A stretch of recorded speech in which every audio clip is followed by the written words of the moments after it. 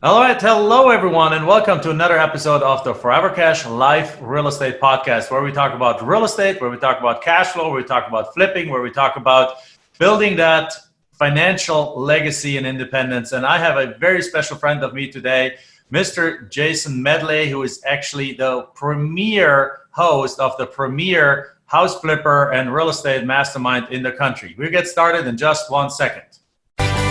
Welcome to the Forever Cash Life Real Estate Investing Podcast with your hosts, Jack and Michelle Bosch. Together, let's uncover the secrets to building true wealth through real estate and living a purpose-driven life.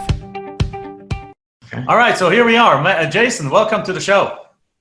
Thank you, sir. I'm glad you had me on, and you were saying all my favorite stuff there, forever cash and good life and real estate and flipping and tripping, and I'm like, all right, you're talking my language. Let's go. Let's go. So you're here. We have created this kind of special coronavirus pandemic recession kind of series that we drop in between our regular podcast episode to provide some extra leadership in these times and give you some up-to-date information about what's going on. And I brought you on, Jason, because I don't think there's anyone else in the country that has the ear on the ground or the crystal ball or the ear on the ground, whichever way you want to call it, better than you because of your role and your position as the founder and creator of Collective Genius Mastermind. So first of all, tell us a little bit about you. Tell us about what GCG does, and then let's jump into telling us what you see in the market happening right now. Sure, absolutely. So for those of you who don't know, I run a mastermind called the Collective Genius. And really what we do is we're a community, right? Above all things, we are part of that community for probably 8 years or so. Yeah, well, and that's really a perfect example. It's not just a community, it's a community of very high caliber investors, right? So folks, similar to Jack playing at that level. So we're a community, and what we do is we put high caliber real estate investors on the fast track to becoming visionary leaders that scale their business, build wealth, and give back. And so the way that we do that is we effectively create a board of directors, if you will, and once a quarter, everyone kind of flies together into Tampa or into San Diego. And actually next quarter, we're going to be doing our first virtual event because of all this crazy nonsense. But effectively, each person goes through a process, right, where they share a system, a strategy, a resource, something of value with the rest of the organization. And then they share what they're struggling with or what they need help with. And everyone else in the room says, hey, I've been through that before, Jack, or I've got that mastered. I can help you with that. And so, that is, and it's not just a sharing of information. There's hundreds of millions of dollars of deal flow. Again, Jack is a perfect example of that. Jack has bought, how many houses have you bought from Joe Lever, another Collective Genius member? We bought 19 houses, but 2 didn't go through, but 17 houses net we bought from Joe, 5 houses from another member. When we bought this house, we got financing through one of the guys because we needed a short-term hard money loan because the seller financing was taking longer. The seller didn't want to wait. So we took a short-term hard money loan through one of the Collective Genius, literally one little message or one text message to another member, and boom, we had it lined up. That's why we are able to be in this house and so on. Yeah, so that's a perfect example. Jack has bought almost 25 houses from other Collective Genius members for his portfolio. And then in addition, in his new dream home, he needed a short bridge loan in order to close, got that loan from a Collective Genius member. And then, an example of right now with this whole thing going on, again, this may not be the situation with land, but it might be. I don't know enough about the business, but if you need to be able to buy a piece of property, but you can't go over to the seller's house, you might say, well, I don't know how to close deals over the phone. We've been doing it in the living room for 15 years. What do I do?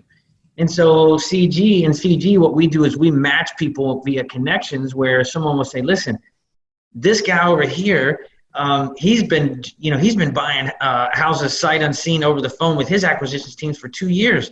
So we'll put you together with him, and he'll teach your team how to do it. So don't worry about it, right? So that's the kind of environment that we put together, and it's way bigger than that. Our members vacation together, they peak Mount Everest together. They go dirt bike racing together. We do a lot of things too from a charitable perspective. Last year we raised $300,000 for a bunch of charities. We built some houses in Mexico. So just, again, a community, not just about real estate, but just about Well, I life. want to add to that is fantastic, and that's one of the reasons I'm continued part to it, because I love the connections, I love the friendships, I love I love all of these pieces. I love the giving back. I love that it's done in a fun environment and so on. Yeah. But when I joined back in the days, and I didn't know many people yet, the reason I joined, even though I'm a land flipper and everyone is a house flipper, the main reason, and that is still, now it's only one of many reasons, but the main reason back then was, and it's still one of the many reasons, is that I don't know of another place where you can ask, how is the economy, what's coming, and you have people that are already further ahead down in economic growth, or further ahead a recession, or further ahead a pandemic, or further ahead thing that or have relationships with builders that see what is foot traffic doing, that see what is this demand doing. So you have this group of hyper active and action taker guys that are all playing at a super high level that literally you can tap into, and I do that, to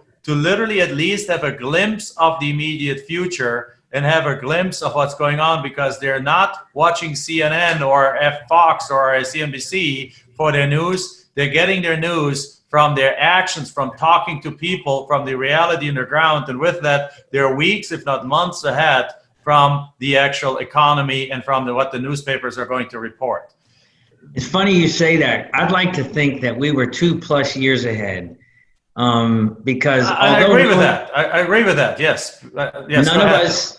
Yeah. None of us obviously know, or knew, I should say, that we were going to have some pandemic, right? However, you got a lot of seasoned investors like myself, and probably Jack, I'm assuming too, because we're similar in age. This is my third black swan. You got coronavirus, you've got 2008 financial collapse, and you got 9/11, right? Right. It's every 10 years. It's not about, you don't ever know what's going to happen, but you should know after you reach a certain level of maturity from a business perspective that every 10 years something's going to happen. And so we have, for 2+ years, I'd like to think we've done our best to get our members ready for this, because for 2+ years, we've been banging the drum about we're at the top of the economic cycle, can't keep going like this, something's going to happen. Make sure you've got retained earnings in your business. Make sure you've got retained earnings, the rainy day fund for your family. Make sure you've got liquidity in case something like this happens. Because right now, there's one thing that everybody wants, is peace of mind. And the people with the most peace of mind are the people with the most liquidity, the most cash. There's other things that go into peace of mind, obviously. For me, it's this, and having a method that works. I mean, there's a lot of struggle going on in the house flipping world of what works and what doesn't work and how to adjust for that. Our method, just letting you know, still works. So actually, a lot of people are using our method as a hedge against that, because it worked all the way down in the last recession. But you're 100% right. You predicted that for the last 2 years at every meeting. It's like, guys, we don't know how long this is going to last. Build up cash. And we have been preaching that in our seminars and things like that. You got to do this right now so that you build up the cash, so that if something happens, the economic expansion cannot last 20 years. It's you got to do something. So I 100% agree. But should have, could have doesn't help everyone, right? Yeah, the time to prepare for the storm is prior to its arrival. But now that it's here, what are we doing now? What do you see in the market happening right now? And what do you see from your conversations happening for the next, let's say, year? Now, it's a tough question, because a year, everything changes on a weekly or monthly basis right now. Yeah. But where do you see the consensus or the opinions in the group? What are the trains of thought in the group? Without even knocking yourself down, what are the trains of thought that are the main 2-3 main opinions of where it's going to go? Yeah. I know it seems like we've been dealing with this thing forever, but it's at the time you and I are talking, it's only been 3 weeks. I know. And so I think the smart mature investor who's got a little wisdom realizes that we're still in the data getting stage, right? Jack, you're a great marketer. So the way that I'd like to liken this or give example is whenever you're testing, like if you're mailing out postcards for land, right? Before you say, I'm going to send 50,000 of those postcards, you're like, I've got 3 postcards here and I'm going to send 7,500 out, and I'm going to send this postcard to 2,500, this one to 2,500, this one to 2,500. And then you look at your results and you go, whoa, postcard number 2 was the winner, right?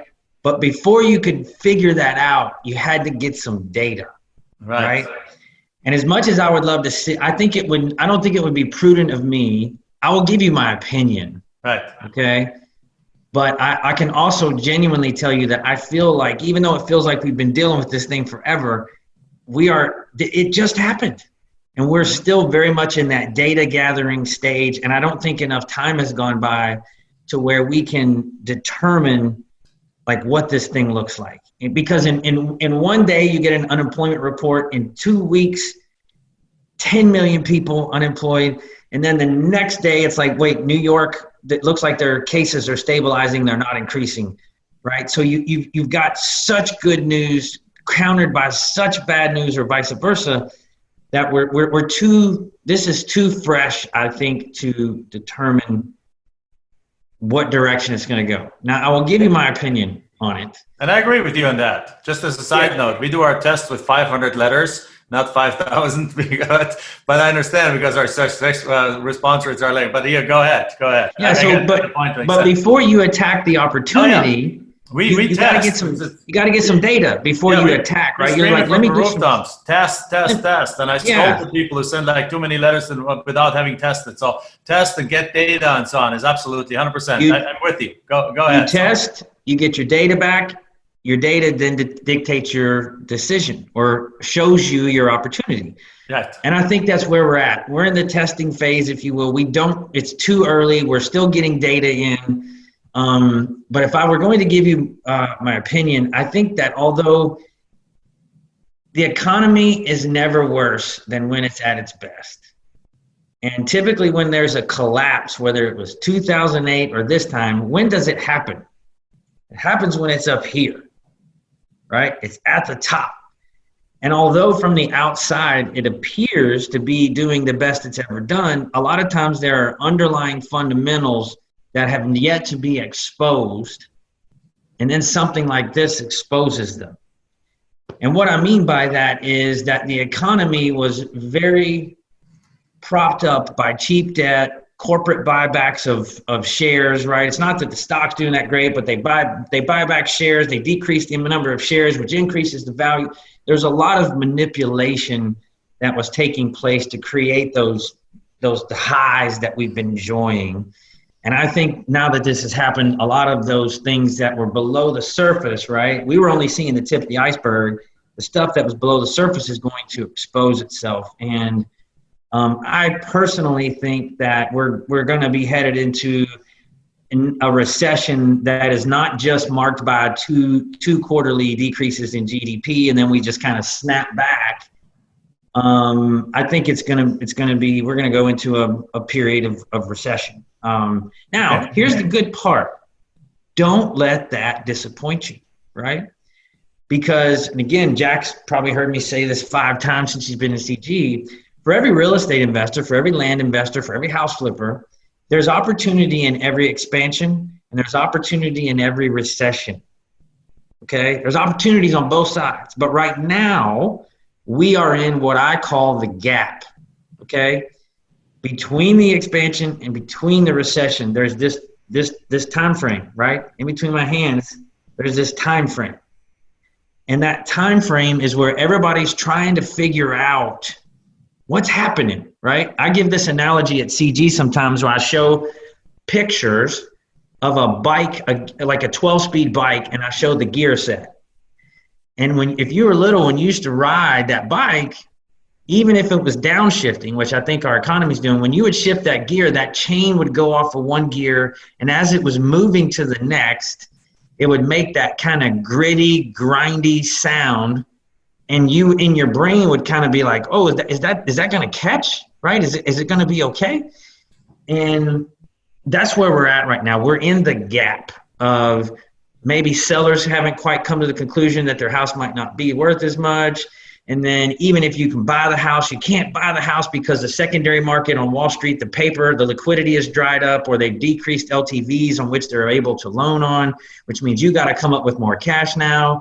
And then if you don't want to come up with more cash, because what's everybody want to hold on to right now? More cash, right? So there's kind of this, we might be in that stagnant period, if you will, between the expansion we had and the recession is coming.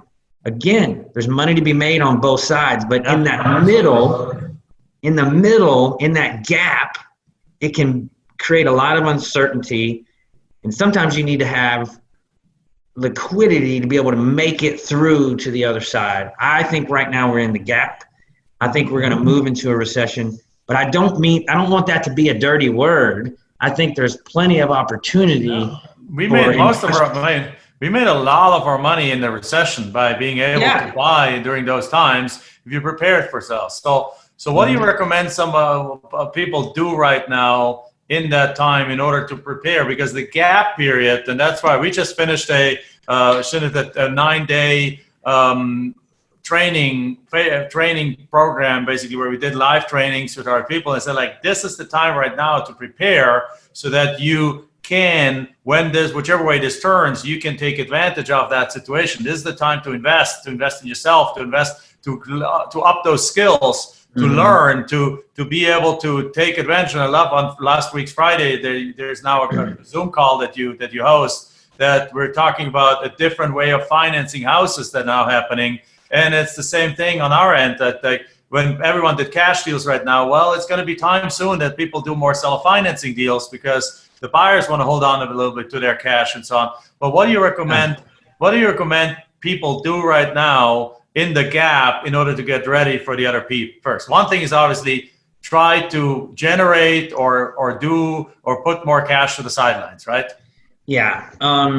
Here's the thing about the gap, right? Nobody knows how long it's going to last. So you got to do, it might last 3 months, it might last 3 weeks, it might last 3 years, right? Like, so, but at this point in my life, being almost 50 years old, I plan for the worst and hope for the best. And so I would suggest a couple of things, right? You've got to get as lean as possible. Getting lean is going to give you more liquidity, right?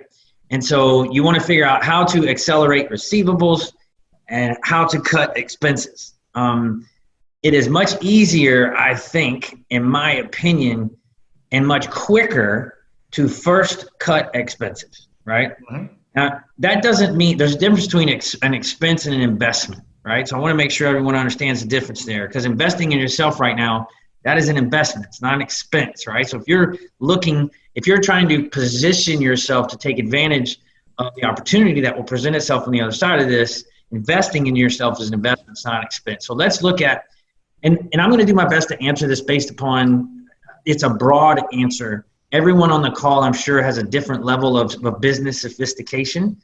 And so I'm going to attack it from two spots. If you're fairly sophisticated, and if maybe you're just getting started or haven't quite, or don't have a sophisticated business per se. So if you're highly sophisticated, the first thing that I would do is that I would get with your team. I would get out your profit and loss statement. For 2019, I would cut and paste your expenses onto a new tab in that spreadsheet. I would force rank them highest to lowest.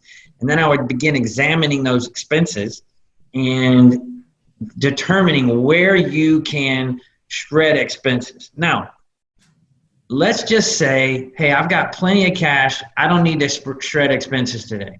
Okay. But what you should do while you still have a logical mind, right? Not an emotional mind, but a logical mind, is say, here's what I'm going to do. I'm going to set some buckets in place, some parameters, some thresholds, if you will, that say, hey, the business looks okay right now.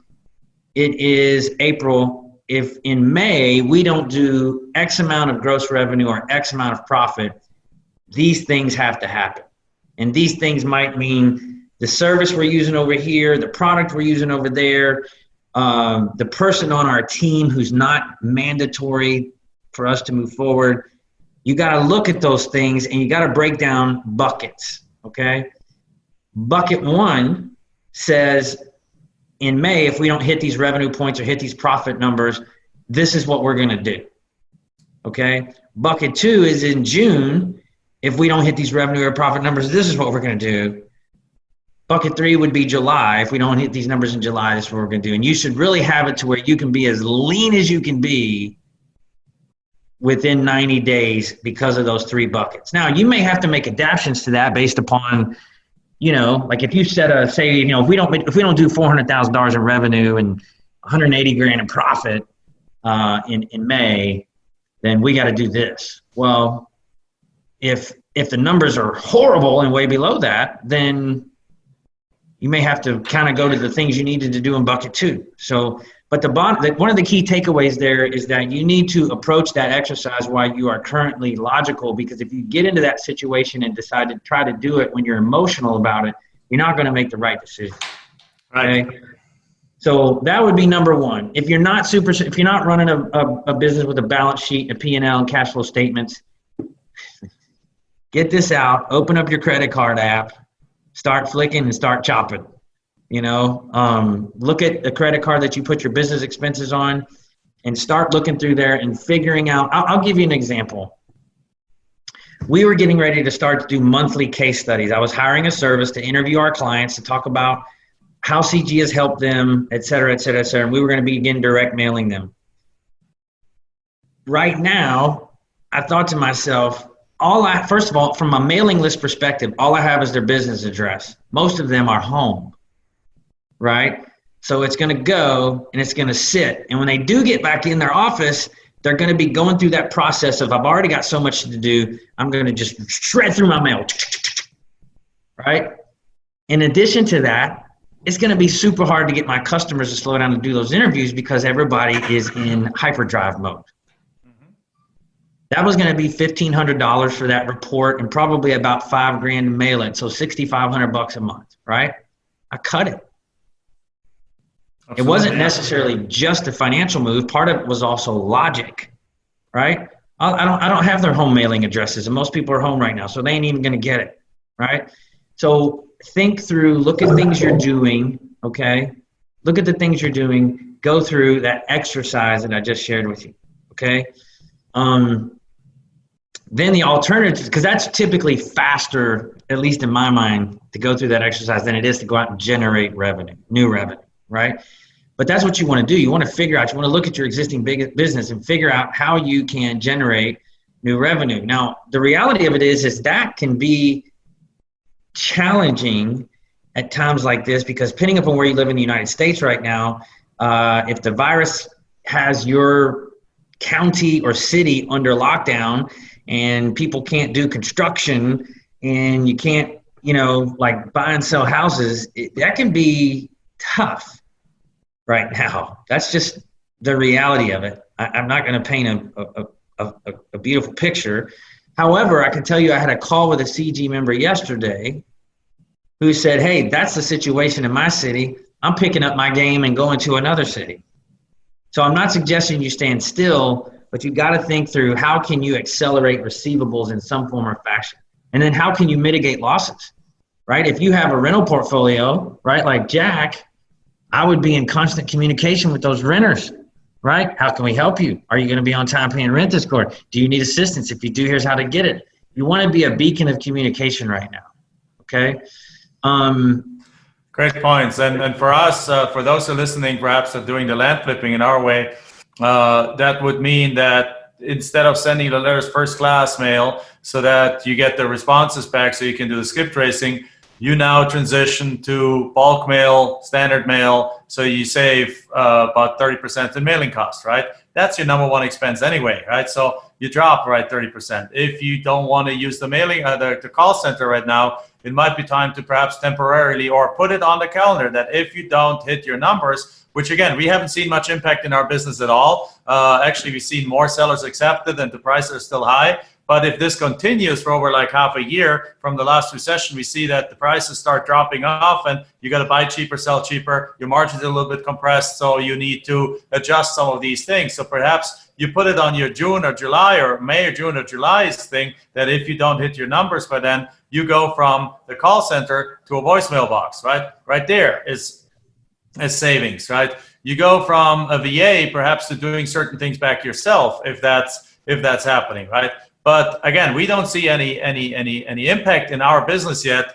But I wanted to have Jason on because Jason can see, he lives in the world where the impact is immediate right now. So we want to be smart about our business and already see what are those that are being affected right now doing in their business, so we can learn from that. So that which depending on how long it takes, if it's a V-shaped recovery, we won't see any impact. If it's a year and a half, we'll see a smaller impact later on this year on our end, which still might be enough of an impact to adjust some of your cost basis, right? So you're still always going to be able to do deals, but you got to adjust those. So we have now a window into the future of what we potentially will need to do. And it's never a bad idea to look at what cost savings others are doing in order to pre-plan those. And I love what you say, to pre-plan them now when you're in a rational mind versus later on if all of a sudden you might have to do some emotional things, and that usually doesn't work out very well. Yeah. Another thing that's critical right now is communication. In every form and fashion, with your team, with your customers, with your family. I'll give you an example of all three. Like Jack said, we have monthly calls inside of CG for the COOs, second in commands. We have monthly trainings, but by and large, we're an event-based business where we get together once a quarter. With this going on, we are leading the charge every Friday. Our customers are on Zoom calls on their cameras, 100+ people. We call them all hands on deck, and we're doing them every Friday to stay out in front with our customers to figure out, it's not about where the puck is, it's where the puck is going. Nice. And that's what we're doing with our customers. Because right now, in an instant, we've gone from a seller's market to a buyer's market. It's going to get easier to buy from distressed assets, but maybe a little harder to sell. Now, that may not be the case for land guys, because I know a lot of times, Jack, you carry the paper. We carry the paper. For now, we're going from a cash economy to a more seller financing business. But if there's an impact on price, then we're also going into a little bit lower price environment. But we're in the dynamics work a little different. We're also lagging indicator. Like the big developer land is a leading indicator. The smarter $500,000 to $100,000 pieces of land, they're actually lagging indicator to the economy, because we're B2C. We're selling to the regular customer that's still sitting at home, still has a job, and says like, yeah, I want that piece out there so I can be away from the coronavirus, right? But this will be affected to some degree if that continues for a longer period. So it's nice. It's good to plan for those things. Absolutely. Yeah. And then, yes. So at the end of the day, in the house flipping market and in the multifamily market, it's going to get easier to buy a distressed asset, harder to sell, because the liquidity that's been financing the purchase of the distressed asset has either gotten harder to get, you can't get as much of it, or in some cases, like from rental properties perspective, it's evaporated unless you have a relationship with like a community bank, right? So that's a takeaway. Easier. And even there, guys, I just want to let you know, I'm working today with one of you guys in CG on getting myself a $2.5 million line of credit that they're offering that we can use for when the opportunities pop up, because we have plenty of cash in the bank. We're we heeded his advice. We heeded we realized we got to put cash on the sidelines. So we have been putting a lot of cash on the sidelines in the last year and a half. But right now we missed the boat on putting actually loans on our rental portfolio. So even we're not perfect, but we're still right now, we're working with members of CG because of Collective Genius on getting a $2.5 million additional line of credit, which would give us a $3.7 million line of credit plus our cash in the bank to attack this when the opportunities start popping up, when we do see the opportunities at a point, but we buy them to buy and hold. Our opportunities are to buy and hold. So we're monitoring this market on the house and apartment complex side to see when do the numbers again make sense, like they made sense in 2009 when we started buying houses. If it comes to that they make that kind of sense again, we want to be as freaking liquid as possible to just buy, and position ourselves for another quadrupling of those values. And that's it. Then we're done. We're done at the level that we never even thought we would be done. He who has the cash or access to the cash makes the rules. And right. So, and here's another big point right now. And I think a real opportunity for people to step out as leaders is if you listen to some of the things we've talked about on this call. Jack's bought almost 25 homes from people in Collective Genius. Jack needed a short-term loan for his dream house. Jack's working on a $2.5 million line of credit right now from your network. Is your net worth. Let me put a new spin on that, right? I like to ask people, who's doing the heavy lifting? You or your Rolodex? Right? So right now is the time for you to elevate your Rolodex. I'll give you an example of that, right? We have a gentleman in CGU, Jim Zaspel, I don't know if you know him, Jack, who he just did a call in his market. He's in Philadelphia, and he invited a bunch of other investors, title companies, attorneys, real estate agents that sell product in the markets and the zip codes he likes to focus on. He did an educational call, and at the end he said, hey, I'm looking to form an alliance here in our market. So when we're on the other side of this, we all thrive, but it needs to be high caliber folks. If you're interested in being on this alliance and doing these types of calls with me on a regular weekly basis to help each other through this, so on the other side of it, we help each other out of it and into thriving. Brilliant. Send me a little bit of information about yourself and what value you think you can bring to the call.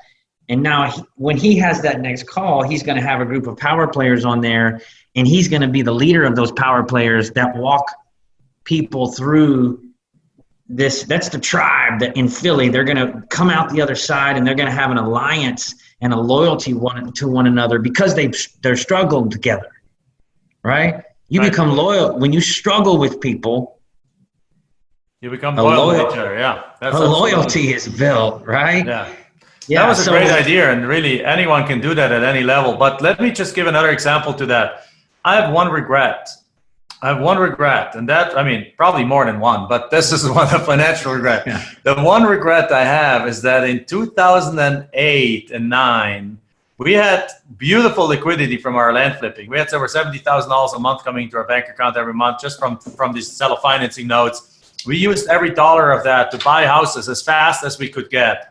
But at some point of time, we not ran out of money, but we enticed people to pay off their loans early so we could get to cash faster and so on, which obviously drops in the payments a little bit. But the point is that we wish we would have had, we asked ourselves, how can we buy another 100 houses? And we did not have the network because had for this prior 6 years, we had the blinders on, which I credit a lot of our wealth to that, but up to that point, because we just focus on the one thing, which is there's a big point to getting in line and staying in line. But when it came for that time of opportunity, we did not have the network back then, which is because of that. When you, Jason, actually reached out to me then a couple of years later, so I was like, hey, you want to check this out? I immediately came on board because your network is your net worth, right? Another friend of mine in another market had the network in place, and he now owns 1,000 rental houses, right? We own 40 or 50, right? So the difference is your network. Now, I'm not sitting here and crying and complaining. I've done well, right? So it's all okay. But the point is, you gotta build your network. You gotta be plugged in, and you gotta, if necessary, pay to be part of that network, right?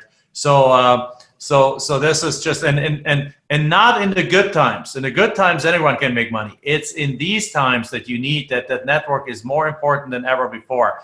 And I couldn't be happier that to be part of Jason's here. So Jason, how can people find out more about you? Pretty simple. You can go to a website we have set up. It's called Learn More About CG. Learn More About CG. It's a short video. about 4 or 5 minutes long. It'll give you kind of an inside peek into the network that we've built. If it's something that you're interested in, it's a super chill process. We don't sell people. We really want to structure an environment where we invite folks into CG, and then only if we're the right fit, right? If we're the right fit for you and you're the right fit for us, you can come on board. And if not, that's okay too. And this is not for beginners. You have to have some experience. No. You have to have done a bunch of deals, but I give you the criteria over there. So this is for the advanced people watching this that are already doing a bunch of deals in whichever niche you're doing. Yeah. And one of the cool things too about the way we structure it is because a lot of people like when you're on the outside looking and you don't know the collective genius, mastermind, what is that? I don't understand it, right? So one of the cool things about what we do is we structure a risk-free type of environment because there's 2 reasons, right? We want to check you out as much as you're checking us out. And so we put you into the mix where you get to experience our culture, experience the type of things that we're doing inside the organization, the types of connections we're making, the caliber of people. And then after you've experienced it, we kind of huddle up and say, are we right for each other? And if we are, we continue forward. And if not, no harm, no foul, right? If we decide, hey, you're a great person, super smart, maybe not the right fit for our culture, or you decide, hey, this isn't what I thought it was, no harm, no foul, right? We just easy greasy. Love it. Yeah. So, and again, this is mainly for house flippers, financing, for multifamily, mobile home, things like that. Not necessarily much for land, but again, I love it, and I just love being part of it. All right, so with that, Jason, thank you very much. We covered. I think the biggest takeaway of that, there's lots of takeaways, but one of them is I agree with you that we're in the gap right now. But the gap is the time to prepare, right? You don't want a gap. It's not the eye of the storm. It's kind of there's stuff happened, it's things changing. You're analyzing where does it lead, where does it go to. But one thing you got to do in the gap is be prepared, because the gap is not going to lead to it's just going to disappear and all of a sudden goes everything back to roses. There's going to be some impact to this. We just don't know exactly what it's going to be. And I agree with you. So pay attention, plan for it, talk to people, attend sessions like this. Educate yourself, put the ear on the ground, turn on your own brain, make your own decisions about what it is, and then act on it. Because if otherwise you just have a bunch of information, you're still missing out on it. When I saw the coronavirus coming in, I said, I need to short the stock market. 2 weeks later, stock market crashed, and I missed the boat on it. Could have made millions of dollars on that thing, right? Yeah. But I missed it. It's the second freaking time I missed it. But anyway, so it's because I'm not in the stock market anyway. That's my thing. I just I'm not in there. So it's let me move some money over, and and by the time it happened, it was too late. You gotta act quickly, and act quickly to be prepared. Act quickly to take advantage of opportunities. And with that said, thank you very much, Jason, for being on the show. Thank you, sir. Honor. Appreciate it. Thank you. And with that concludes our episode of the Forever Cash Life Real Estate Podcast. Make sure you give us the 5-star reviews, share this, particularly this one here with the state kind of with an update about what the house flipping world is doing and where we're seeing. And so with that said, give us a 5-star review, share it, give us a thumbs up, and see you guys in the next episode. Bye-bye.